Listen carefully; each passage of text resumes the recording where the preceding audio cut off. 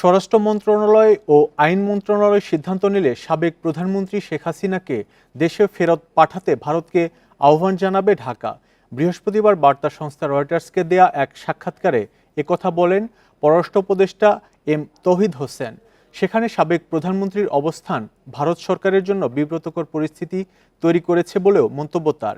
বিষয়টি দুপক্ষেরই জানা উল্লেখ করে তিনি বলেন, ঢাকা নিশ্চিত দিল্লি এই প্রসঙ্গে যত্নবান হবে। একই প্রশ্নে ভারতের পররাষ্ট্র মন্ত্রণালয়ের সঙ্গেও যোগাযোগ করেছিল রয়টার্স, তবে তারা তাৎক্ষণিকভাবে মন্তব্য করতে রাজি হননি। আর নির্বাচন নিয়ে তৌহিদ হোসেন বলেন, বাংলাদেশের পরবর্তী নির্বাচনের সময়রেখা সেপ্টেম্বর মাস নাগাদ আরও স্পষ্ট হবে। অন্তর্বর্তী সরকারের কারো রাজনৈতিক উচ্চাকাঙ্ক্ষা নেই বলেও রয়টার্সকে জানান পররাষ্ট্র উপদেষ্টা।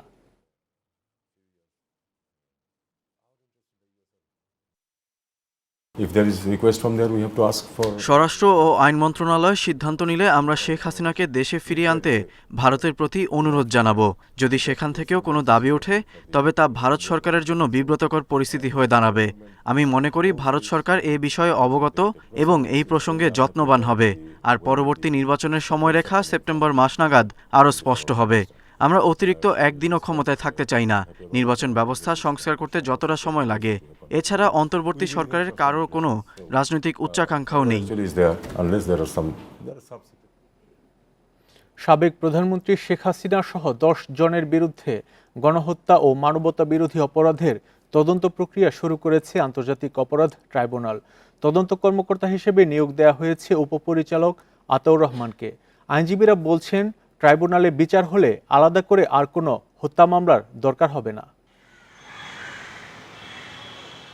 2010 সালের 25 মার্চ আন্তর্জাতিক অপরাধ ট্রাইব্যুনাল গঠন করে যুদ্ধাপরাধী ও মানবতা বিরোধী অপরাধীদের বিচার শুরু করে আওয়ামী লীগ সরকার।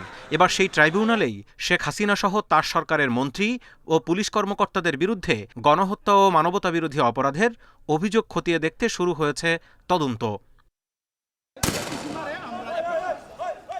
15 জুলাই থেকে 5 আগস্ট ছাত্র জনতার আন্দোলন দমনে গণহত্যা বা মানবতা বিরোধী অপরাধ খতিয়ে দেখতে প্রাথমিকভাবে গণমাধ্যমের খবর সংগ্রহ করছেন তদন্ত কর্মকর্তা। তদন্ত শেষে ট্রাইব্যুনালের চিফ প্রসিকিউটরের কাছে প্রতিবেদন দাখিল করা হবে। এরপর অভিযোগ গঠনের জন্য তিনি ট্রাইব্যুনালে উপস্থাপন করবেন তা। 3(1) ধারায় পরিষ্কার করে বলা আছে যে 1973 সালে এই আইন প্রণয়নের পূর্বে এবং পরের সকল অপরাধের বিচার এই আইন দ্বারাই করা সম্ভব। অতএব এই জুলাই গণহত্যার বিচার এই ট্রাইব্যুনালেই সম্ভব এবং এই দেশের প্রচলিত আইনেই সম্ভব। আইনজীবীরা বলছেন, সাম্প্রতিক ঘটনা হওয়ায় তদন্তে জটিলতা কম হবে। তবে ন্যায় বিচারের স্বার্থে গণহত্যা বা মানবতা বিরোধী অপরাধ হয়েছে কিনা তার যথাযথ তদন্ত সবচেয়ে গুরুত্বপূর্ণ। 75 সালের ঘটনা না, যে সাক্ষী পাওয়া যায় না, সেখানে কাগজপত্র পাওয়া যায় না, ডকুমেন্ট পাওয়া যায় না, তা না। এটা চোখের সামনে সবার সামনেই ঘটেছে। এটা একটা সামারিলি আপনার ট্রায়াল হতে পারে, অল্প সময়ের মধ্যে 1-1.5 মাসের মধ্যে এই বিচারটা সম্পন্ন করা যায়। আপনি একটা টাইম দিবেন পরপর প্রতিদিন, এবং আইনে বলাও আছে সাক্ষী প্রতিদিন মানে কন্টিনিউ হবে। বিচার বিভাগ যদি স্বাধীনভাবে বিচার করে তাহলে প্রসিকিউশনের যত ভূমিকাই থাকুক সেটি খুব এফেক্ট করবে না। আর যদি বিচার বিভাগের অবস্থানটা দুর্বল থাকে, আগের মতো থাকে, তাহলে প্রসিকিউশনের যা চাইবে সেইটির একটা প্রভাব পড়বে। এটা খুব বাস্তবতা। অভিযোগপত্রে বলা হয়, 5 আগস্ট শেখ হাসিনা সরকারের পদত্যাগের আগে 20 দিনে 439 জনকে নির্বিচারে গুলি করে হত্যা করা হয়েছে। Zahidul Bashar, independent news, Dhaka. অন্তর্বর্তীকালীন সরকারের পরিধি বাড়ছে। নতুন উপদেষ্টা হিসেবে জাহাঙ্গীর আলম, ওয়াহিদুদ্দিন মাহমুদ, ফাউজুল কবির খান ও আলিমা মজুমদারের নাম শোনা যাচ্ছে। আজ বিকেল 4টায় বঙ্গভবনে তারা শপথ নেবেন বলে জানা গেছে। এ নিয়ে উপদেষ্টা পরিষদের সদস্য হবেন 21 জন। সবশেষ গেল মঙ্গলবার শপথ নেন উপদেষ্টা ফারুক আজম। তাকে মুক্তিযুদ্ধ বিষয়ক মন্ত্রণালয়ের দায়িত্ব দেওয়া হয়েছে। এর আগে রোববার শপথ নেন বিধান রঞ্জন রায় ও সুপ্রদীপ চাকমা। এর মধ্যে বিধান রঞ্জন রায় প্রাথমিক ও গণশিক্ষা মন্ত্রণালয় এবং সুপ্রদীপ চাকমা পার্বত্য চট্টগ্রাম বিষয়ক মন্ত্রণালয়ের দায়িত্ব পেয়েছেন। গত 8 আগস্ট রাতে ডক্টর মোহাম্মদ ইউনূসের নেতৃত্বে অন্তর্বর্তী সরকারের 14 উপদেষ্টা শপথ নেন।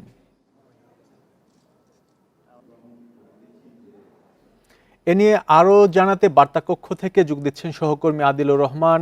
আদিলুর রহমান, বঙ্গভবনে আজ শপথ কয়টার সময় অনুষ্ঠিত হবে আর প্রস্তুতি কোন পর্যায়ে আছে? দেখুন ৮ আগস্ট এই অন্তর্বর্তীকালীন সরকারের আসলে যাত্রা শুরু হয়। আপনি জানেন যে প্রধান উপদেষ্টা হিসেবে নোবেল বিজয়ী ডক্টর মোহাম্মদ ইউনূস তিনি আসলে প্রধান উপদেষ্টার দায়িত্ব নিয়েছেন। এর পরে পর্যায়ক্রমে ওই দিন আসলে আরও ১৩ উপদেষ্টা শপথ নিয়েছেন, পরবর্তীতে আরও ২ উপদেষ্টা এবং সবশেষ ফারুক আজম নামে একজন উপদেষ্টা তিনি শপথ নিয়েছেন। এর পরপরই আসলে এই যে উপদেষ্টা পরিষদের যে পরিধি, সেই পরিধি বাড়ছে, আরও ৪ জন উপদেষ্টা তারা শপথ গ্রহণ করছেন। আমরা আসলে যেটি জানতে পেরেছি যে এরই মধ্যে এই উপদেষ্টাদের শপথ গ্রহণকে কেন্দ্র করে সব ধরনের যে আনুষ্ঠানিক যে প্রস্তুতি, সেই প্রস্তুতিটি আসলে শেষ করা হয়েছে। এরই মধ্যে পরিবহন পুল থেকে এই উপদেষ্টাদের জন্য যে গাড়ি, সেই গাড়ি প্রস্তুত রাখা হয়েছে, 5টি যানবাহন প্রস্তুত রাখা হয়েছে। কারণ আপনি জানেন যে উপদেষ্টাদেরকে একটি করে যে সরকারি যে গাড়ি, সেই গাড়ি দেওয়া হচ্ছে, আর সেই প্রস্তুতিটি নেওয়া হয়েছে। এবং একই সাথে এই গণভবনে এই উপদেষ্টাদের শপথ গ্রহণ অনুষ্ঠানে যেসব অতিথিরা থাকবেন, সেই অতিথিদের যে তালিকা, সেই তালিকা প্রস্তুত করে কারা কারা থাকবেন তাদেরকেও যে আমন্ত্রণ জানানোর, সেই আমন্ত্রণ জানানোটিও আসলে হয়েছে। তো এই যে প্রস্তুতি, সেই প্রস্তুতিটি এরই মধ্যে শেষ হয়ে গেছে এবং আজকে বিকেল 4টার সময় রাষ্ট্রপতি মোহাম্মদ শাহাবুদ্দিন তিনি এই যে নতুন যে 4 জন উপদেষ্টা, সেই উপদেষ্টাদের শপথ গ্রহণ তিনি আসলে করাবেন। আমি আপনাকে যদি আসলে একটু বলি যে একটু জানতে চাচ্ছিলাম 4 উপদেষ্টা শপথ নেবেন, তারা আসলে কোন কোন মন্ত্রণালয় পেতে পারেন, কোনো তথ্য আছে কিনা আপনার কাছে? দেখুন, এই যে 4 জন উপদেষ্টার নাম আমরা আসলে যেটি আসলে শুনতে পেয়েছি, এই 4 জন উপদেষ্টা কিন্তু আসলে কেউ অর্থনীতিবিদ, কেউ মন্ত্রিপরিষদের সচিব ছিলেন। তো তাদের মন্ত্রণালয়টি আসলে দেয়া হয় মূলত শপথ গ্রহণ অনুষ্ঠানের পরে। প্রধান যিনি উপদেষ্টা আছেন তিনি আসলে তাদের যে মন্ত্রণালয়, সেই মন্ত্রণালয়টি আসলে ঠিক করে দিবেন। এরই মধ্যে আমরা যেটি আসলে দেখতে পেয়েছি যে বাণিজ্য মন্ত্রণালয়, রেলপথ মন্ত্রণালয় সহ 24টি মন্ত্রণালয় এখন পর্যন্ত প্রধান উপদেষ্টার অধীনে আসলে রয়েছে। ধারণা করা হচ্ছে যে এই যে 24টি মন্ত্রণালয় প্রধান উপদেষ্টার অধীনে রয়েছে, এই 24টি মন্ত্রণালয়ের মধ্য থেকেই যে নতুন 4 জন আসছেন তাদেরকে আসলে মন্ত্রণালয়গুলো ভাগ করে দেওয়া হবে। আমি যদি আপনাকে সংক্ষেপে এই যে 4 জন উপদেষ্টা যারা আজকে শপথ গ্রহণ করবেন তাদের সম্পর্কে যদি আসলে একটু আমি আপনাকে বলি, যে প্রথমে যদি আমি আলী ইমাম মজুমদারের কথা বলি, তিনি আপনি জানেন যে গত কয়েকদিন আগেই কিন্তু আসলে তিনি প্রধান উপদেষ্টার বিশেষ সহকারী হিসেবে নিয়োগ পেয়েছেন, প্রজ্ঞাপন জারি করা হয়েছে। এই আলী ইমাম মজুমদার তিনি আসলে মন্ত্রিপরিষদ সচিব ছিলেন। তিনি গত যে তত্ত্বাবধায়ক সরকারের যে আমল, সেই আমলে আসলে তিনি মন্ত্রিপরিষদ সচিবের দায়িত্ব পালন করেছেন।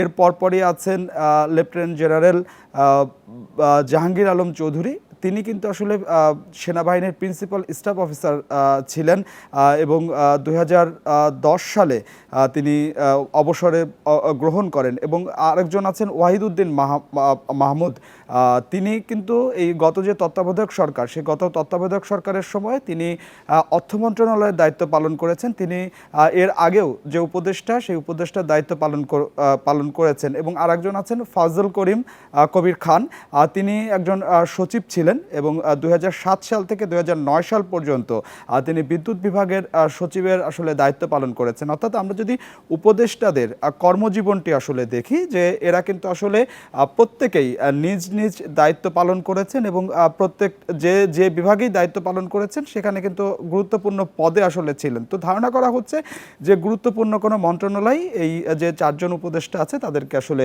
দেয়া হবে। আদিলুর রহমান, আপনাকে ধন্যবাদ। আমরা জানছিলাম অন্তর্বর্তীকালীন সরকারে আরও 4 জন নতুন উপদেষ্টা যুক্ত হচ্ছেন, তাদের আজকেই শপথ অনুষ্ঠান হবে, সেটি বঙ্গভবনে হবে বিকেলে। রাজধানীর পল্টনে রিকশা চালক কামাল মিয়া হত্যা মামলায় সাবেক ডেপুটি স্পিকার শামসুল হক টুকু, সাবেক তথ্য প্রযুক্তি প্রতিমন্ত্রী জুনায়েদ আহমেদ পলক ও ছাত্রলীগের ঢাকা বিশ্ববিদ্যালয় শাখার সাধারণ সম্পাদক তানভীর হাসান সৈকতকে 10 দিনের রিমান্ড দিয়েছে আদালত। বৃহস্পতিবার রিমান্ড শুনানি শেষে আদালত এ আদেশ দেয়। বৈষম্য বিরোধী ছাত্র আন্দোলনের সময় গত 19 জুলাই রাজধানীর পল্টনে দুর্বৃত্তের গুলিতে নিহত হন রিকশাচালক কামাল মিয়া। এই ঘটনার পরদিন 20 জুলাই অজ্ঞাতনামা কয়েকজনকে আসামি করে পল্টন থানায় মামলা করেন তার স্ত্রী ফাতেমা খাতুন। এই মামলায় হত্যার মূল ইন্ধনদাতার অভিযোগ এনে ডেপুটি স্পিকার শামসুল হক টুকু, সাবেক তথ্য প্রযুক্তি প্রতিমন্ত্রী জুনায়েদ আহমেদ পলক ও ঢাকা বিশ্ববিদ্যালয় ছাত্রলীগের সাধারণ সম্পাদক তানভীর হাসান সৈকতকে নিকুঞ্জ থেকে গ্রেপ্তার করে পল্টন থানা পুলিশ। পরে তাদের রাখা হয় ডিবি হেফাজতে। বৃহস্পতিবার বিকেলে এই তিনজনকে ঢাকা মেট্রোপলিটন ম্যাজিস্ট্রেট রশিদুল আলমের আদালতে এনে 10 দিনের রিমান্ড আবেদন করেন পুলিশ। শুনানি শেষে তাদেরকে 10 দিন করে রিমান্ড দেন আদালত। শুনানিতে রাষ্ট্রপক্ষের কোনো আইনজীবী না থাকায় প্রসিকিউশনের মাধ্যমে শুনানি করেন আদালত। এই আইসিটি মন্ত্রী তার নেতৃত্বে এই নেটওয়ার্ক বন্ধ করে নির্বিচারে ছাত্র জনতাদের উপরে গুলি করে হত্যা করা হয়। সেই হত্যার সঙ্গে এই আসামিগণ সরাসরি এবং প্রত্যক্ষ এবং পরোক্ষভাবে তারা জড়িত। এদিকে আসামি পক্ষের আইনজীবী আতাউর রহমান শুনানিতে অংশ নিলেও বিএনপি পন্থী আইনজীবীদের ভয়ে দ্রুত আদালত ছেড়ে চলে যান তিনি। Mohammad Omar Faruk, independent news, Dhaka. সাবেক স্বরাষ্ট্রমন্ত্রী আসাদুজ্জামান খান ও পদ্মা ব্যাংকের সাবেক এমডি নাফিস শারাফাতের বিরুদ্ধে অনুসন্ধান শুরু করেছে দুদক। তাদের দুর্নীতি খুঁজতে আলাদা দল মাঠে নামানো হয়েছে। দুদক জানিয়েছে, পুলিশের নিয়োগ বদলি সংক্রান্ত ব্যাপক দুর্নীতিতে আসাদুজ্জামানের নেতৃত্বে কাজ করেছেন 5 জন সরকারি কর্মকর্তা। এছাড়া এস আলম গ্রুপের বিরুদ্ধে আবারও অনুসন্ধান শুরু করেছে সংস্থাটি। সিটিজেন টেলিভিশনের শেয়ার জোর করে লিখিয়ে নেয়ার ঘটনায় আলোচনায় আসেন পদ্মা ব্যাংকের সাবেক ব্যবস্থাপনা পরিচালক নাফিস শরাফত। তবে দুদকের অভিযোগ, দেশের সব অর্থ পাচারের নেপথ্যেই তিনি 15 বছর মানি লন্ডারিংয়ের অন্যতম কারিগর হয়ে ওঠেন নাফিস। নাফিস শরাফতের পাশাপাশি সাবেক স্বরাষ্ট্রমন্ত্রী আসাদুজ্জামান খান এবং 5 সরকারি কর্মকর্তার বিষয়েও অনুসন্ধান করতে 5 সদস্যের টিম গঠন করেছে দুদক। জননিরাপত্তা বিভাগ থেকে সাবেক স্বরাষ্ট্রমন্ত্রী জনাব আসাদুজ্জামান খান এবং তার সাথে কয়েকজন কর্মকর্তার বিরুদ্ধে দুর্নীতির অভিযোগ সংক্রান্ত একটি অভিযোগ আমাদের দুর্নীতি দমন কমিশনে এসেছে। দুদক জানায়, পুলিশের নিয়োগ বদলি, পদায়ন সহ সব ক্ষেত্রেই ঘুষ লেনদেন চলত। এর পেছনে আসাদুজ্জামান খানের নেতৃত্বে একটি দল কাজ করত। দুর্নীতি দমন কমিশন কর্তৃক এই অভিযোগটি যাচাই বাছাই করা হয়েছে এবং প্রাথমিক কিছু সত্যতা পাওয়া গেছে বলে 5 সদস্য বিশিষ্ট একটি কমিটি গঠন করা হয়েছে। এই 5 সদস্য বিশিষ্ট কমিটি এই বিষয়টি সার্বিকভাবে অনুসন্ধান করে দেখবেন এবং পরবর্তী সিদ্ধান্ত ওই অনুসন্ধানের প্রাপ্ত প্রতিবেদনের উপর ভিত্তি করে গ্রহণ করা হবে। এছাড়া হাজার হাজার কোটি টাকা আত্মসাৎ ও পাচারের অভিযোগে এস আলম গ্রুপের বিরুদ্ধে আবারও অনুসন্ধান শুরু করেছে দুদক। রিশাদ হুদা, ইন্ডিপেন্ডেন্ট নিউজ, ঢাকা। তথ্য ও যোগাযোগ প্রযুক্তি অধিদপ্তরে প্রকল্প থেকে রাজস্ব খাতে স্থানান্তরিত কর্মকর্তাদের চাকরি স্থায়ীকরণ বাতিলের দাবিতে অধিদপ্তরের মহাপরিচালক সহ 3 কর্মকর্তাকে অবরুদ্ধ করে বিক্ষোভ করেছেন কর্মচারীরা। বৃহস্পতিবার আগারগাঁও আইসিটি টাওয়ারে জেলা উপজেলা থেকে আসা 150 কর্মচারী প্রজ্ঞাপন বাতিলের দাবিতে কর্মকর্তাদের অবরুদ্ধ করে রাখেন। 14 আগস্ট কম্পিউটার কাউন্সিলের 2টি উন্নয়ন প্রকল্প শেষ হয়, সেখানে থেকে আইসিটি অধিদপ্তরে রাজস্ব খাতে স্থানান্তরিত 163 কর্মকর্তার চাকরি স্থায়ী করে প্রজ্ঞাপন জারি করা হয়। এতে পিএসসির মাধ্যমে সরাসরি নিয়োগপ্রাপ্ত 529 কর্মকর্তার প্রতি বৈষম্য করা হয়েছে অভিযোগ করা হয়। আইসিটি অধিদপ্তর এবং আইসিটি বিভাগ থেকে কোনো ব্যবস্থা না নেয়ায় সারা রাত মহাপরিচালক সহ সেখানেই অবস্থানের সিদ্ধান্ত নেন আন্দোলনকারীরা। চাকরি স্থায়ীকরণ সেটা আসছে 1/7/2014। 1/7/2014-তে তারা চাকরিতে কর্মরতই ছিল না, তারা অবৈধভাবে এই নিয়োগটা করা হয়েছে। আমাদের কমিটি বা বিভিন্ন আইন এবং আমাদের যে বিধি আছে সেগুলো লঙ্ঘন করে এই প্রজ্ঞাপনটা জারি করা হয়, যেখানে তাদের স্থায়ীকরণ নিয়মিতকরণের অনেক আগে হয়ে যায়। ছোটোখাটো হয়তো কিছু অ্যানোমালিস আছে, তো অ্যানোমালিসগুলো আমরা হয়তো একটু যাচাই বাছাই করে দেখতেছি। যদি সে ধরনের কোনো ছোটোখাটো অ্যানোমালিস বা ক্লারিক্যাল ভুল থাকে, সেটা হয়তো আমরা সচিব স্যারের সাথে মন্ত্রণালয়ে কথা বলে হয়তো আমরা পরবর্তী বছর সচিব স্যারের সাথে অলরেডি কথা হয়েছে। চট্টগ্রাম মহানগরের ১৬টি থানার পুলিশ এখনও মাঠে নামতে পারেনি, তবে কয়েকদিন থেকে দাপ্তরিক কাজ করছে নিয়ম করে। সীমিত পরিসরে মাঠে আছে ট্রাফিক পুলিশও। শিক্ষার্থীরা সব ধরনের সহযোগিতা নিয়ে মাঠে থাকায় পুলিশের মনোবল বাড়ছে, দাবি তাদের। থানাগুলো যেন ধ্বংসস্তূপ, ভবনের সামনে পোড়া গাড়ির সারি। এর মধ্যেই চট্টগ্রাম মহানগরের ১৬ থানায় চলছে দাপ্তরিক কাজ, তবে এখনও মাঠে নামেনি পুলিশ। এদিকে সীমিত পরিসরে কয়েকদিন ধরে সড়ক ব্যবস্থাপনায় কাজ করছে ট্রাফিক পুলিশ। নগরীর 10টি স্পটে ট্রাফিক কার্যক্রম পরিচালনায় দেখা মিলেছে তাদের। সঙ্গে কাজ করছে শিক্ষার্থীরাও। পুলিশের কাজে ফেরাকে স্বাগত জানিয়ে দুর্নীতি থেকে বেরিয়ে আসার আহ্বান তাদের। ছাত্ররা অলওয়েজ ছিল, থাকবে। স্যারদের সাথে আমাদের কোনো মতবিরোধ নেই, কোনো কিছু নেই। আজ থেকে আমরা সবাই একসাথে কাজ করব, দেশের সংস্কারে এগিয়ে চলবো। রাস্তায় রাস্তায় যেসব সিন্ডিকেট চলছে, যেসব জবরদখল চলছে, এই জবরদখলগুলো যাতে আমরা আবার রুখে দিতে পারি, এই কাজটা আগে আমরা পুলিশের কাছে আহ্বান জানাবো। নিরাপত্তা নিয়ে শঙ্কা কাটিয়ে কাজে ফিরতে শিক্ষার্থী সহ সব শ্রেণীর মানুষের সহযোগিতা প্রয়োজন বলছেন পুলিশ সদস্যরা। পুলিশ সারা জীবনই জনগণের বন্ধু হয়ে থাকতে চায় এবং এই জিনিসটা তাদের উদ্যমের মাধ্যমে আমাদেরকে আরও বেশি উদ্যমী করেছে। তারা যে আমাকে বরণ করে নিয়েছে, ভবিষ্যতে আরও কাজটা যেন আমরা ভালোভাবে করতে পারি। নিরাপত্তা নিশ্চিতে বিভিন্ন থানায় এখনও মোতায়েন আছে সেনা সদস্য। কয়েকদিনের মধ্যে পরিস্থিতি পুরোপুরি স্বাভাবিক হবে আশা পুলিশ কমিশনারের। ছাত্ররা এবং সাধারণ মানুষ তারা একবার মানে আমাদেরকে ওয়েল জানিয়েছে আমাদেরকে। তারা অনেক জায়গায় দেখলাম তারা ফুল দিয়ে শুভেচ্ছা জানিয়েছে এবং তারা একটা স্বস্তির নিঃশ্বাস ফেলেছে। গত 5 আগস্ট রাতে হামলা থেকে বাঁচতে পুলিশ শূন্য হয়ে পড়ে মহানগরের সব থানা। এর মধ্যে 6 থানায় আগুন ধরিয়ে দেওয়া সহ বেশিরভাগ থানায় ভাঙচুর ও লুটপাট চালানো হয়। আলমগীর সবুজ, ইন্ডিপেন্ডেন্ট নিউজ, চট্টগ্রাম। থানার কার্যক্রম নিয়ে বগুড়া থেকে জানাবেন সহকর্মী জজিফ হোসেন।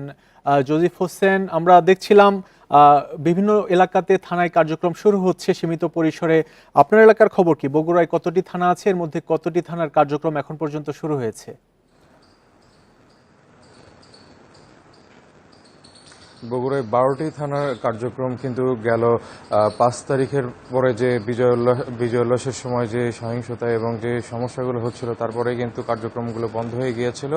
এখন বগুড়ার যে 12টি থানা সহ যে ফাঁড়িগুলো রয়েছে সেগুলো কিন্তু প্রত্যেকটি পুলিশ সদস্যরাই তাদের কাজে ফিরেছেন এবং এখনো পর্যন্ত বগুড়া সদর থানা যেটি রয়েছে এবং সেই সাথে বগুড়া সদর ফাঁড়ি যেটি রয়েছে এটি অগ্নিসংযোগ করার কারণে এবং ভাঙচুর করার কারণে এখনো পর্যন্ত সেখানে কার্যক্রম শুরু করতে পারেনি পুলিশ সদস্যরা। সেই কারণে অস্থায়ীভাবে এই যে গোয়েন্দা পুলিশের যে অস্থায়ী কার্যালয় রয়েছে সেখানেই কিন্তু এই সদর থানার যে কার্যক্রমগুলো সেটি পরিচালিত হচ্ছে।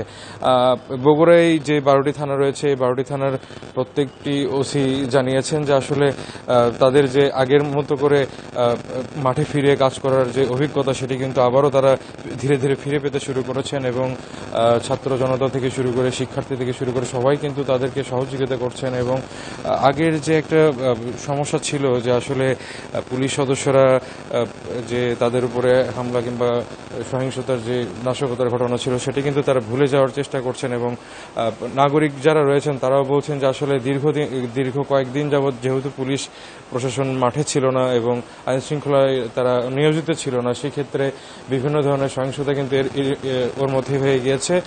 হত্যা সহ বিভিন্ন ধরনের লুটপাট, চাঁদাবাজি শুরু হয়েছিল কিন্তু সেটি আবারও বন্ধ হয়ে গেছে বলে আমরা জানতে পেরেছি। তো এখন বগুড়ার যে অবস্থা সেটি আসলে আমি বলতে পারি যে ট্রাফিক নিয়ন্ত্রণ সহ বগুড়ার যে প্রত্যেকটি থানার আভ্যন্তরীণ যে কার্যক্রমগুলো রয়েছে সেগুলো কিন্তু পরিচালিত হচ্ছে এবং সেই সাথে যে কার্যক্রমগুলো এতদিন পর্যন্ত স্থগিত হয়েছিল কিংবা পুলিশ ভাইদের যে কর্মবিরতি ছিল সেটি কিন্তু থেকে তারা বের হয়ে এসে নতুনভাবে যাতে পুলিশের কার্যক্রম শুরু করতে পারে এই প্রত্যাশায় তারা করছেন। সারা দেশের মতো বগুড়াতেও থানার কার্যক্রম শুরু হয়েছে, সেই খবর জানাচ্ছিলেন সহকর্মী জজিফ হোসেন। সিলেট সিটি কর্পোরেশনের মেয়র ও 30 কাউন্সিলর আত্মগোপনে থাকায় দুর্ভোগে পড়েছেন নগরবাসী। গত 5 আগস্টের পর থেকে তাদের অনুপস্থিতিতে নগর ভবনের কার্যক্রমে এসেছে স্থবিরতা। প্রধান নির্বাহী কর্মকর্তা জানিয়েছেন জনপ্রতিনিধিদের ছাড়া যেসব সেবা দেওয়া সম্ভব তা দেওয়ার চেষ্টা করছেন কর্মকর্তারা। ছাত্র জনতার আন্দোলনের মুখে শেখ হাসিনার পদত্যাগ ও দেশ ছাড়ার পর সিলেট সিটি কর্পোরেশনে হামলা চালায় দুর্বৃত্তরা। এরপর থেকে সিটি মেয়র আনোয়ারুজ্জামান চৌধুরী সহ ৩০ ওয়ার্ড কাউন্সিলর গেছেন আত্মগোপনে। জনপ্রতিনিধিদের অনুপস্থিতিতে জন্ম ও মৃত্যু সনদ ও নাগরিক সনদের মতো গুরুত্বপূর্ণ সেবা পাচ্ছেন না নগরবাসী। এতে নানা বিড়ম্বনায় পড়েছেন তারা। কাউন্সিলর না থাকলে তো কত প্রবলেম, চলাফেরাও প্রবলেম, কাগজ লেগে গেলে আপনি কাগজ হইতে না। আমার যদি আজকে একটা নাগরিকত্ব সনদপত্র দরকার পড়ে, সিগনেচার দরকার পড়ে, আমার সিটি কর্পোরেশন মেয়র নাই, আমার ইউনিয়ন পরিষদ সেখানে চেয়ারম্যান নাই, সেখানে মেম্বার নাই, আমি কোথায় যাব? জনপ্রতিনিধিদের অনুপস্থিতিতে কিছু কার্যক্রম ব্যাহত হওয়ার কথা উল্লেখ করে অন্যান্য সেবা দেওয়ার কথা জানিয়েছেন প্রধান নির্বাহী কর্মকর্তা। মেয়র মহোদয়ের কাছে আসলে সব কাজ মানে আর্থিক ফাইল বা ইয়ে ছাড়া সব কাজও কিন্তু মেয়র মহোদয়, যেসব সেবা পাবলিক রিলেটেড ম্যাক্সিমাম সেবাই কিন্তু শাখা বা বিভাগীয় পর্যায়ে হয়ে থাকে এবং সেই অনুযায়ী কিন্তু আমরা আমাদের স্বাভাবিক কার্যক্রম চালিয়ে যাচ্ছে। আমরা আশা করছি মন্ত্রণালয় থেকে কোনো নির্দেশনা পেলে আমরা এই বিষয়গুলো আরও একটু বেশি স্পষ্ট হতে পারবো। দ্রুত স্বাভাবিক কার্যক্রম চালুর দাবি নগরীর ৪২টি ওয়ার্ডের ১০ লাখ বাসিন্দার। এদিকে মেয়র কাউন্সিলরদের পদত্যাগের দাবি জানিয়েছে বৈষম্য বিরোধী ছাত্র আন্দোলন। Independent news. সিটি কর্পোরেশনের কার্যক্রম নিয়ে আরও জানবো। রাজশাহী এবং সিলেট থেকে যুক্ত হচ্ছেন সহকর্মীরা। শুরুতে যাব রাজশাহীতে, আছেন মুস্তাফিজুর রহমান। মুস্তাফিজুর রহমান, রাজশাহীতে কি পরিস্থিতি? সেখানে সিটি কর্পোরেশন ভবনে কাউন্সিলর বা মেয়র তারা কার্যক্রম পরিচালনা করছেন কিনা, আর যারা আত্মগোপনে আছেন যেসব কাউন্সিলররা, সেখানে আসলে কিভাবে কার্যক্রম পরিচালিত হচ্ছে?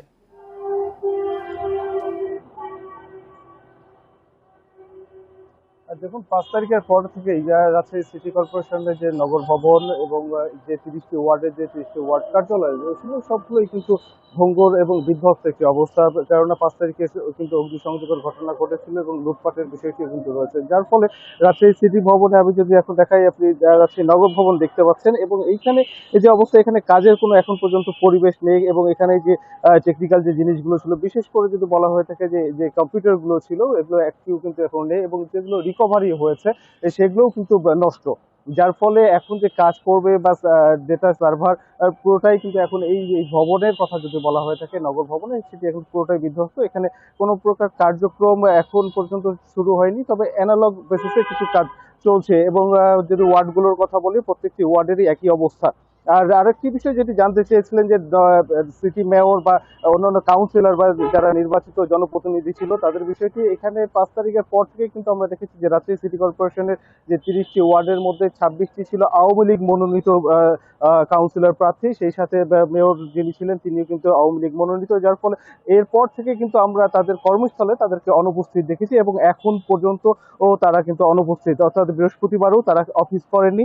এবং আমরা এই বিষয়ে কথা বলেছিলাম রাজশাহী সিটি কর্পোরেশনের যে এখানে প্রধান নির্বাহী কর্মকর্তা রয়েছেন তার সঙ্গে কথা বলেছিলাম এবং তিনি বলছিলেন যে মন্ত্রণালয় থেকে কি প্রজ্ঞাপন বা নির্দেশনা আসছে, এখান থেকে এখন পর্যন্ত যারা প্রশাসক রয়েছেন তারাই কিন্তু এই সিটি কর্পোরেশনের দেখভাল করবেন যতক্ষণ না পর্যন্ত নির্বাচিত যে প্রতিনিধিরা রয়েছেন, জনপ্রতিনিধিরা রয়েছেন, তারা না আসছেন। অপরদিকে এখানে যে বিভাগীয় কমিশনার ছিলেন তিনি বললেন যে নির্দিষ্ট সময়ের ব্যতীত তাদেরকে, যারা নির্বাচিত কাউন্সিলর বা নির্বাচিত জনপ্রতিনিধি ছিলেন তাদেরকে কিন্তু তাদেরকে অবহিত করা হয়েছে এবং তারা যদি নির্দিষ্ট সময়ের মধ্যে তাদের কর্মস্থলে যোগদান না করে থাকেন তাহলে তারা হয়তো এই পদগুলোকে শূন্য পদ হিসেবে ঘোষণা করবেন। তো এখন পর্যন্ত বলা যেতে পারে যে সিটি কর্পোরেশনের যে কার্যক্রম সেটি অনেকটাই স্থবির।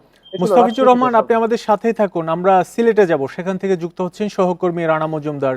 রানা মজুমদার, সিলেটে আমরা দেখলাম যে সেখানে মেয়র সহ 30 জন কাউন্সিলর নেই, অনুপস্থিত। আসলে বাকি যে যারা আছেন উপস্থিত বিভিন্ন ওয়ার্ডে যারা কাউন্সিলর, তাদের সংখ্যা কতজন এবং কার্যক্রম কিভাবে চলছে এখন? দেখুন, মেয়র এবং কাউন্সিলর মিলিয়ে মোটামুটি বলা যায় যে 31-32 জনের মতো কিন্তু অনুপস্থিত রয়েছেন সিলেট সিটি কর্পোরেশনের যে পরিষদ রয়েছে। এর মধ্যে যারা উপস্থিত রয়েছেন তাদের সংখ্যাটা কিন্তু একেবারেই নগণ্য। সিলেট সিটি কর্পোরেশনে কিন্তু 42টি ওয়ার্ড রয়েছে। তো সেক্ষেত্রে আপনি বুঝতেই পারছেন যে একেবারেই নগণ্য সংখ্যক পরিষদ দিয়ে এখন কিন্তু এই যে সিটি কর্পোরেশনের কার্যক্রমটি সেটি পরিচালিত হচ্ছে। এবং গত নির্বাচনে সিলেটের যিনি মেয়র প্রার্থী ছিলেন আওয়ামী লীগ মনোনীত আনোয়ারুজ্জামান চৌধুরী, তিনি কিন্তু আওয়ামী লীগ থেকে মনোনয়ন নিয়ে তিনি বিজয়ী হন। পাশাপাশি যে 42টি ওয়ার্ডের যারা কাউন্সিলর পদপ্রার্থী হয়েছিলেন তাদের বেশিরভাগই কিন্তু আওয়ামী লীগ থেকে মনোনয়ন নিয়ে তারা কিন্তু জয়ী হন। এবং সরকার পতনের পরপরই কিন্তু মেয়র সহ এই যে যারা আওয়ামী লীগ মনোনীত কাউন্সিলর প্রার্থী ছিলেন, কাউন্সিলর হিসেবে দায়িত্ব পালন করেছিলেন, তারা কিন্তু আত্মগোপনে চলে যান। সেক্ষেত্রে আপনি নিশ্চয়ই বুঝতে পারছেন যে আসলে এই যে বিপুল সংখ্যক জনগণ যারা তাদেরকে তাদের ভোটাধিকার দিয়ে তারা নির্বাচিত করেছিলেন, তারা কিন্তু এখন বেশ বিপাকে পড়েছেন। কেননা জন্ম সনদ, পাশাপাশি মৃত্যু সনদ এবং সহ বিভিন্ন ধরনের কার্যক্রমের ক্ষেত্রে কিন্তু কাউন্সিলরদের সাইনের প্রয়োজন হয়। সেক্ষেত্রে অনেক কাউন্সিলর অফিস বর্তমানে বন্ধ রয়েছে এবং কাউন্সিলররা আত্মগোপনে রয়েছেন। তো সেক্ষেত্রে যারা নগরবাসী রয়েছেন এবং সংশ্লিষ্ট ওয়ার্ডের যারা বাসিন্দারা রয়েছেন, তারা বলছেন যে তারা কিন্তু কাউন্সিলরদের অফিসে কার্যালয়ে যাওয়ার পর তারা কিন্তু সেখানে গিয়ে তাদেরকে পাচ্ছেন না। পাশাপাশি তখন কিন্তু তাদেরকে একটি বড় রকমের একটি দুর্ভোগে পড়তে হচ্ছে। পাশাপাশি মেয়রও কিন্তু বর্তমানে এসে অফিস করছেন না, তিনিও আত্মগোপনে রয়েছেন। তো সবকিছু মিলিয়ে গতকালকে আমরা দেখতে পেলাম যে স্থানীয় সরকার থেকে কিন্তু যিনি প্রধান নির্বাহী কর্মকর্তা রয়েছেন সিটি কর্পোরেশনে, তাকে দায়িত্ব দেওয়া হয়েছে প্রশাসনিক এবং আর্থিক যে খাতগুলো রয়েছে সেটির। তো তিনি এখন বলছেন যে যে যাবতীয় কার্যক্রম রয়েছে সিটি কর্পোরেশনে সেটি সামাল দিতে হয়তো আর কোনো ধরনের সমস্যা পড়তে হবে না। সবকিছু মিলিয়ে এই ছিল সিটি মেয়র এবং কাউন্সিলরদের অনুপস্থিতিতে নাগরিক সেবা ব্যাহত হচ্ছে, সেই খবর জানছিলাম চট্টগ্রাম এবং সিলেট এবং রাজশাহী থেকে। চট্টগ্রামের আলোচিত ব্যবসায়ী এস আলম পরিবারের সম্পদের খোঁজে নেমেছে জাতীয় রাজস্ব বোর্ড এনবিআর।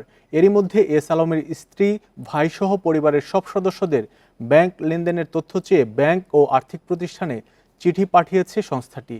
এনবিআর এর কর অঞ্চল 15 ব্যাংক সহ 91টি প্রতিষ্ঠানে চিঠি পাঠিয়েছে। গত 14 আগস্ট এ চিঠি পাঠানো হয়। নিজ নামে পরিচালিত অ্যাকাউন্টের পাশাপাশি তাদের মালিকানাধীন কোম্পানি ও ব্যবসা প্রতিষ্ঠানের লেনদেনের তথ্য জানাতে বলেছে এনবিআর। এস আলমের স্ত্রী ফারজানা পারভিন, মা চেমনারা বেগম এবং ভাই আব্দুল্লাহ হাসানের ব্যাংক হিসাব তলবের পাশাপাশি তাদের পিতা, মাতা, স্ত্রী, ছেলে, মেয়ে বা বোনের যৌথ নামে অথবা ব্যবসা প্রতিষ্ঠানের নামে থাকা ব্যাংক হিসাবের তথ্য তলব করা হয়েছে। এছাড়া তাদের নামে থাকা ক্রেডিট কার্ড, জাতীয় সঞ্চয় অধিদপ্তর ও ডাক বিভাগের কাছে থাকা হিসাবের তথ্য চেয়েছে কর বিভাগ।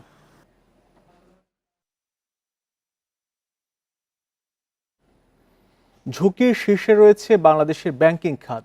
ব্যাংকিং শিল্প দেশের ঝুঁকি মূল্যায়ন স্কেলে বাংলাদেশকে 10-এর মধ্যে 9 নম্বরে রাখা হয়েছে, যা ব্যাংকিং খাতে দুর্বলতম 10টি দেশের একটিকে প্রতিনিধিত্ব করে। বুধবার এমনটা জানিয়েছে যুক্তরাষ্ট্রের ক্রেডিট রেটিং সংস্থা S&P গ্লোবাল। S&Pর মতে দেশের ব্যাংকিং খাতকে খাদের কেনারায় রেখে গেছে শেখ হাসিনা সরকার।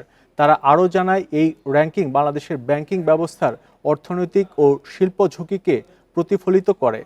এই ঝুঁকিতে পড়ার অন্যতম কারণ হিসেবে মার্কিন ডলারের প্রাপ্যতার ঘাটতিকেই নির্দেশ করেছে সংস্থাটির ক্রেডিট বিশ্লেষক সিনয় ভার্গিস এ প্রসঙ্গে কথা বলেন। তিনি পটেনশিয়াল পলিসির নিষ্ক্রিয়তা ও আর্থিক সংস্কারের মনস্থাতাকে নিয়ে সতর্কতামূলক বার্তা দেন।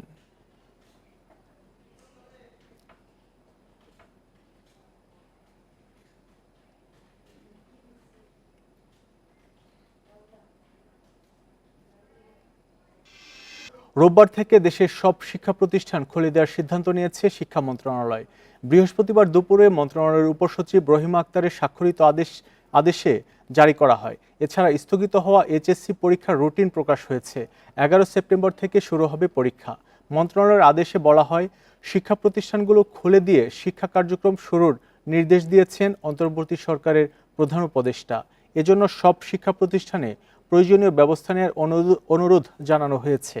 চাকরিতে কোটা সংস্কারের দাবিতে আন্দোলনের এক পর্যায়ে সহিংসতার জেরে গত 17 জুলাই থেকে শিক্ষার্থীদের নিরাপত্তা বিবেচনায় অনির্দিষ্টকালের জন্য শিক্ষা প্রতিষ্ঠানে ক্লাস বন্ধ ঘোষণা করা হয়।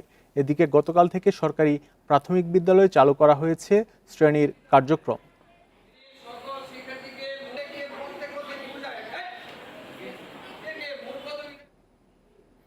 ভরা মৌসুমেও নদী ও সাগরে পর্যাপ্ত ইলিশের দেখা মিলছে না। এতে হতাশ বরিশালের জেলে ও আড়তদাররা। সরবরাহ কম হওয়ায় ইলিশের বাজার চড়া। বর্তমানে খুচরা বাজারে 1 কেজি ইলিশের দাম 1750 টাকা। বরিশালের সবচেয়ে বড় মাছের পাইকারি বাজার পোর্ট রোড মৎস্য আড়তে পর্যাপ্ত ইলিশ মিলছে না। আগের বছরগুলোতে মৌসুমের এই সময়ে প্রতিদিন এখানে 400 থেকে 500 মণ ইলিশ সরবরাহ হতো। এখন সেখানে আসছে মাত্র 50 থেকে 60 মণ। লোকালেও মাছ কম, সেজন্য মাছের দাম বেশি। একটা ভোরে 4 লাখ টাকা 3.5 লাখ টাকা খরচা, কিন্তু সে মাছ পাইতে আছে 50,000 60,000 টাকা। তার তো লস, আমাকেও তো লস, তাদের দাদন দিয়ে, কিন্তু তাকেও লস। মাছ বেশি পাইলে মাছের দাম কমে। কিছু পানি বিষাক্ত হয়ে গেছে, আপনার এই যে বিভিন্ন ফিটি এই সমস্ত কারণে নদী তো আপনার নষ্ট হয়ে গেছে। এই জন্য তো মাছ আমাদের এই নদীতে, আমাদের লোকাল নদীতে অনেক মাছ পাইতাম আমরা। এই নদী এইটার মধ্যে অনেক মাছ পাইতাম, কিন্তু মাছ নাই, মাছ তো অনেক নামিয়ে গেছে। সরবরাহ কম হওয়ায় মাছের দাম চড়া। বর্তমানে পাইকারি বাজারে প্রতিমণ 500 গ্রামের ইলিশ 53,000 ও 1 কেজির ইলিশ 65,000 টাকায় বিক্রি হচ্ছে। আর খুচরা বাজারে প্রতি কেজি 500 গ্রামের ইলিশ 1400, 1 কেজির ইলিশ 1750 এবং 1.5 কেজি 2200 থেকে 2300 টাকায় বিক্রি হচ্ছে। 100 টাকা 150 টাকা বাড়তি। এই যে আপনার 900 গ্রাম 800-900 গ্রাম মাছ, এটা 1600। সাধারণ আয়ের মানুষ বলছেন ইলিশ তাদের ক্রয় ক্ষমতার বাইরে চলে গেছে, আর এতে ব্যবসায়ীদেরও কারসাজি আছে। 4-5টায় কেজি হবে জাটকা, তার দামও 850 টাকা কেজি, যা সাধারণ মানুষের ক্রয় ক্ষমতার বাইরে। বরিশালে ইলিশের জন্য অনেক বিখ্যাত, কিন্তু ইলিশের অনেক চড়া দাম, কেউ কিনতে পারতেছে না। দাম নাগালে রাখতে ইলিশ রপ্তানি না করার দাবি অনেক ক্রেতার। Independent news. ভরা মৌসুমেও বাজারে নেই ইলিশ, এ নিয়ে আরও জানাতে বরিশাল ও চাঁদপুর থেকে যুক্ত হচ্ছেন সহকর্মীরা। শুরুতে বরিশালে যাব, সেখানে আছেন সহকর্মী আলামিন। আলামিন, আমরা যে বিষয়টি লক্ষ্য করছি বিভিন্ন সামাজিক যোগাযোগ মাধ্যমে আমরা দেখছি যে ইলিশের দাম কমার কথা বলছেন, আবার উৎপাদন বাড়ার কথা বলা হচ্ছে, আর বাস্তব চিত্র আমরা দেখছি বাজারে ইলিশের সংকট। এর মূল কারণ কি মনে হচ্ছে আপনার?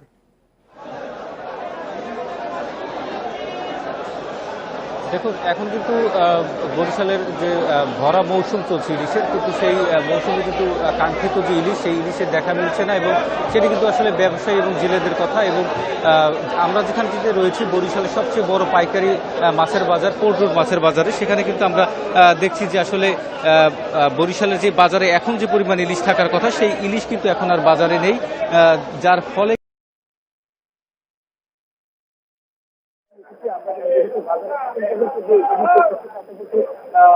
ক্রেতাদের নাগালের বাইরে রয়েছে যে ইলিশের এখন যে দাম, সেই দাম কিন্তু ক্রেতাদের নাগালের বাইরে, যার ফলে কিন্তু সাধারণ মানুষ তারা কিন্তু আসলে বলছে যে তাদের পক্ষে ইলিশ কিনে খাওয়া সম্ভব না।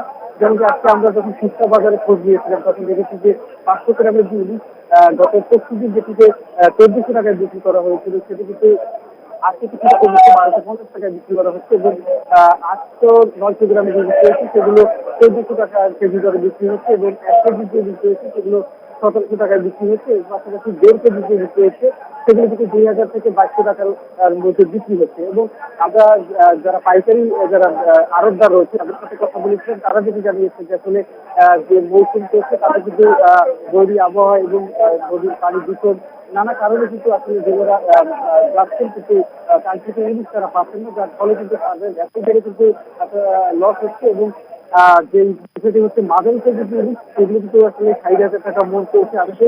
এর পাশাপাশি কেজির ইলিশ 64,000 টাকা, এবং 550 থেকে 600 গ্রামের যে ইলিশ রয়েছে সেগুলো কিন্তু 53,000 টাকা। আমরা চাঁদপুরের পরিস্থিতি জানবো, সেখানে ইলিশের বাজারের খবর জানাবেন সহকর্মী মনিরুজ্জামান বাবলু। মনিরুজ্জামান বাবলু, আমরা দেখছি যে ভরা মৌসুমেও ইলিশ নেই বাজারে, তো গত সপ্তাহের তুলনায় এ সপ্তাহে ইলিশের বাজারের যে চিত্র, দাম ওঠানামা, সেটি জানাবেন।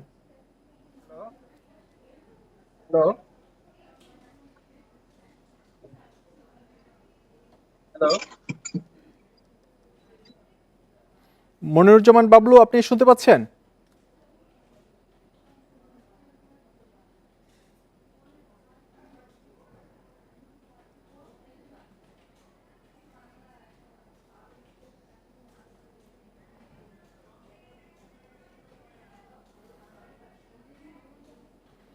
ভাঙনে দিশেহারা দশানী, যমুনা, ব্রহ্মপুত্র ও তিস্তা পাড়ের মানুষ। ঝুঁকিতে রয়েছে জামালপুরের ৪২ কিলোমিটার নদী তীর। এছাড়া লালমনিরহাটের বামতীর এলাকাতে ভাঙন চলছে। নদী ভাঙন ঠেকাতে তিস্তাকে ঘিরে সুষ্ঠু পরিকল্পনা নেয়ার দাবি স্থানীয়দের। কয়েক হাত এগুলে দশানী নদী গ্রাস করবে জামালপুরের আব্দুর রহিম খানের ভিটা। এর আগে 4 বার ভাঙতে হয়েছে ঘর। 4 বার ভাঙলাম, হ্যানি বাসে পাল ভাঙা পড়ব, এনেও থাকতে পাই না ভাই, ঠিক নেই, সারা জীবন এইভাবেই গেল। বক্সিগঞ্জের খানপাড়ার মতো জেলায় এখনও ভাঙন ঝুঁকিতে আছে যমুনা, ব্রহ্মপুত্র সহ কয়েকটি নদীর ৪২ কিলোমিটার এলাকা। পানি উন্নয়ন বোর্ড জানিয়েছে 15 বছরে নদীর তীর রক্ষা বাঁধের কাজ হয়েছে 29 কিলোমিটার, ব্যয় হয়েছে 1200 কোটি টাকা। উন্নত বিশ্বে নদী ভাঙনকল্পে তারা যে ব্যবস্থা নেয়, আমাদের দেশের পানি উন্নয়ন বোর্ড ওই তাদের মতো যদি ব্যবস্থা নেয় বা পরামর্শ নেয়, তাহলে এই নদী ভাঙন রুটটা বন্ধ হবে। যে সকল স্থানে এখনও অরক্ষিত রয়েছে সেই অংশগুলোতে আমরা স্টাডি প্রকল্প হাতে নিয়েছি। এই স্টাডি প্রকল্পে বাকি যে অরক্ষিত অংশ রয়েছে সেগুলোর সুপারিশ মোতাবেক আমরা ডিবিবি দাখিল করব। লালমনিরহাটের তিস্তার বামতীর এলাকাগুলোতে ভাঙন দেখা দিয়েছে। বিলীন হয়ে যাচ্ছে ঘরবাড়ি, ফসলি জমি। ভাঙন ঠেকাতে তিস্তাকে ঘিরে সুষ্ঠু পরিকল্পনা নেওয়ার দাবি স্থানীয়দের। 3 কিলো থেকে এই আসি 5 কিলো হুনিয়া কাছে শেষ সীমানায় রাস্তায় ছিল বাড়ি, এইবার বাড়ি ভাঙা আমার 8 বার হয়। জিও ব্যাগ বালি ভর্তি করে ভাঙন প্রশমন করার চেষ্টা করব। এছাড়া আপনারা আরও অবগত আছেন, আমাদের তিস্তা নদীতে ফিজিবিলিটি স্টাডি চলমান রয়েছে। এই রিপোর্ট আমাদের ড্রাফট ফাইনাল ইতিমধ্যে হয়ে গেছে। ফাইনাল রিপোর্ট আশা করতেছি আমরা অতি দ্রুতই পেয়ে যাব। জেলায় কত কিলোমিটার এলাকা ভাঙন ঝুঁকিতে আছে সে তথ্য জানাতে পারেনি পানি উন্নয়ন board. Tanzil Hasnat, independent news. নদী ভাঙন নিয়ে আরও জানাতে লালমনিরহাট থেকে যুক্ত হচ্ছেন সহকর্মী মাজহারুল ইসলাম। মাজহারুল ইসলাম, আমরা দেখে থাকি বিভিন্ন সময় ভাঙন যখন শুরু হয় তখন টেকসই বাঁধ নির্মাণ বা টেকসই সংস্কারের দাবি জানানো হয়। আসলে এর পরবর্তীতে কেন সেই টেকসই বাঁধ নির্মাণ হয় না, বা এখন আপনার এলাকায় যেখানে ভাঙন হচ্ছে সেখানে দৃশ্যমান কোনো পদক্ষেপ দেখছেন কিনা?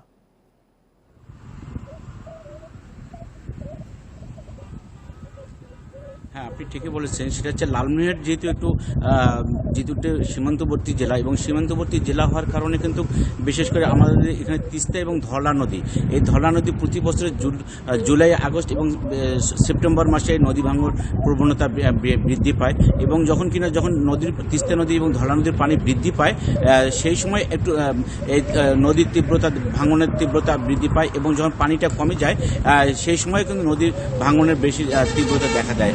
আর বিশেষ করে আপনি যেটা বলেন যে কেন এই নদী বাঁধ সেটা হচ্ছে না বা নির্মাণ করা হচ্ছে না, সেটা হচ্ছে পানি উন্নয়ন বোর্ড থেকে বলা হচ্ছে যে তারা বিভিন্ন সময় যে প্রকল্পগুলো তারা মন্ত্রণালয় থেকে পান, তারা বিভিন্ন সময় তিস্তা নদী প্রকল্পের যে কাজ করে থাকেন, বিশেষ করে আমাদের বামতীর রক্ষার যে প্রকল্প রয়েছে এই প্রকল্পের কাজগুলো করে থাকে নদী রক্ষা। আমি যেখানে রয়েছি সেখানেও যে আপনি দেখতে পাচ্ছেন, সেখানেও কিন্তু কিছু পানি উন্নয়ন বোর্ডের অধীনে কিছু কাজ হয়েছে। এবং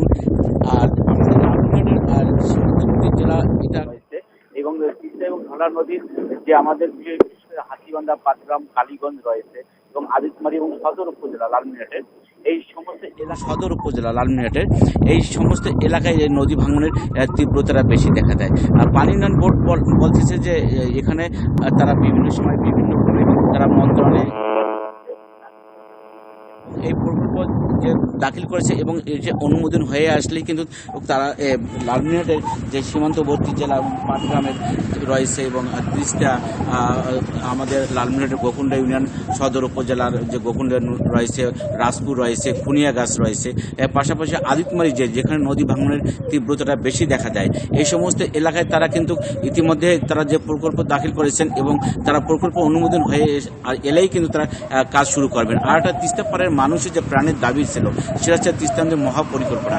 এই তিস্তা নদীর মহাপরিকল্পনার বাস্তবায়ন যদি হয়, তারা এখন বর্তমানে যে দাবি তুলেছে, বর্তমান অন্তর্বর্তীকালীন যারা সরকার রয়েছেন তাদের কাছে তাদের দাবি, বর্তমান তিস্তা নদী পাড়ের মানুষ যারা ক্ষতিগ্রস্ত পরিবার রয়েছে, এখন তাদের একটাই দাবি তিস্তা নদীর মহাপরিকল্পনা বাস্তবায়ন করা। এইটা হচ্ছে সর্বশেষ আমার খবর। জানছিলাম লালমনিরহাটে নদী ভাঙ্গন দেখা দিয়েছে, শেষ খবর জানাচ্ছিলেন সহকর্মী মাজহারুল ইসলাম।